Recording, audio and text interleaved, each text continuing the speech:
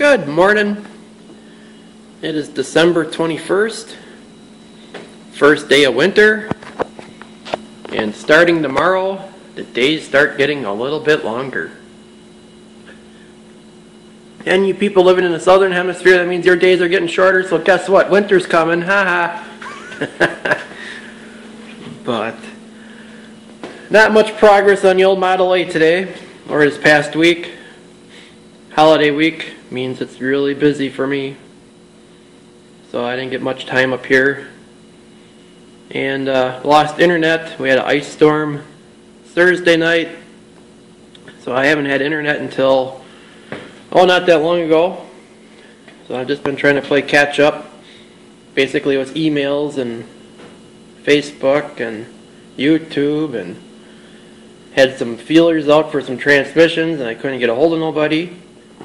Yeah, I got a smartphone, and you'd think that would work, but for whatever reason it doesn't connect with my email very well, so yeah. But I was hoping to have the new transmission by this weekend, and I don't. So I'm not going to keep you guys in any more suspense, but what I'm getting, or I'm trying to find, is a NV3500. They put them in Chevy S10s from 94 to, I think it's like 03 or something like that. And then they put them in a 1500 series Chevy pickups, obviously two-wheel drive, with the 305 or 4.3. And the difference between the two, one's a wide ratio in the full-size pickups, and then the S10s have a close ratio. The early years have a external slave cylinder for the clutch. The late ones have a hydraulics throw-out bearing, which is kind of what I'm looking for. The dimensions of the transmission aren't much bigger than the old Saginaw, but the things I like about it is it's got overdrive. So the plan with this car has always been to be a driver. It's not going to be a race car. It's not going to be, something like that. It's going to be something where I can jump in it and go, here to La Crosse, or here to Chicago, or here to wherever I need to go. Probably won't drive it that far because I'm sure it's going to rattle my brains out, but still, it's got to be able to drive in a freeway. And the other thing I really liked about it, the shifter location on them is right here. So I can bring my shifter up, it'd be a top-load transmission, whereas the Saginaw being a side shift, and with the shifter being so far back, that's pretty much where I'm sitting. So that's what I'm looking for. Like I said, I got some feelers out there. I got one in Sturtevant. I gotta give that guy a call. I just haven't gotten all the work in time to call him when he's open. There's a guy up near Green Bay who's selling a whole S10. Can't seem to get a hold of him. We've been playing phone tag back and forth.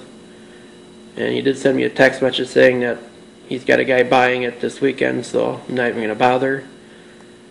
Called all the junkyards around here, and the sad part about junkyards nowadays, they aren't like they used to be, where you could walk into a junkyard and say, hey, I'm looking for this particular kind of transmission, putting it in a hot rod.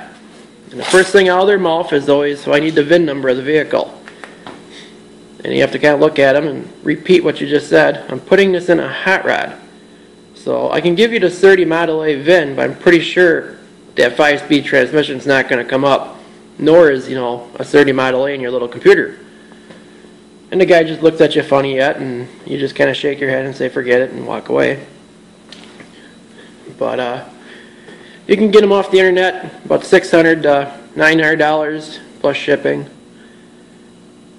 Like I said, I got a couple of leads here, so if it takes me a couple weeks, I ain't too worried about it. But that's what I'm going to put in. Kind of made up my mind. The 283 doesn't make that much horsepower, and there's been people who put those transmissions behind, mildly built up 350s with pretty good luck. Yeah, everybody says, if you're going to drag race, or if you're going to, try to bring the front wheels off the ground, it'd probably blow up. But like I said, that's not my plan in this car. And I'm sure some of you maybe have heard this already, but I had one person ask why did I stick the engine so far back. Well, I have to keep enough room for the blower drive belt to come up here and drive my blower. Now you're probably thinking, well, I didn't say that before. Well, I wasn't planning on doing that this time around. But sometime in the future, probably a distant future, I will be building up a blower motor for this car. And then obviously we'll have to do a different transmission and all that stuff. But like I said, that's down the road. And it may not happen. Who knows? I kind of always wanted to put a blower motor in the 40 first, so we'll see. Other than that, like I said, just been working. Work. Haven't gotten a lot much done. We got a big snowstorm coming this afternoon and tonight. All day tomorrow. It depends who you talk to. We could be getting anywhere between 4 inches and 12 inches. And it's going to be in the 30s, low 30s, upper 20s. That means the snow is going to be like smashed potatoes. I got my grill warming up. Make some lunch here. So this is an icky, dreary, nasty day. And then sometime around 6 o'clock tonight the snow starts. And it's not supposed to stop until 6 o'clock Sunday night. So it should be fun.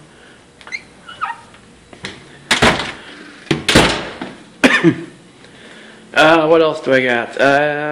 Well, in the meantime of not having internet, I got a new stereo system, so I put my subwoofer up there, and I got my receiver. It's actually on the other side of that wall. But now I got some good sounding tunes, so I gotta get some better speakers. This summer, or this upcoming summer, I'll have to look at, garage sales and stuff and see if I can't pick up a set of speakers. Because the old jukebox is fun, sitting over there in the corner, but I've heard all the songs like 15 times now, so back to the radio. So that's my update. If something more exciting comes along, I will tape it and let you know. I see this is getting kind of long already, so I'm going to end it, and we'll talk to you guys later.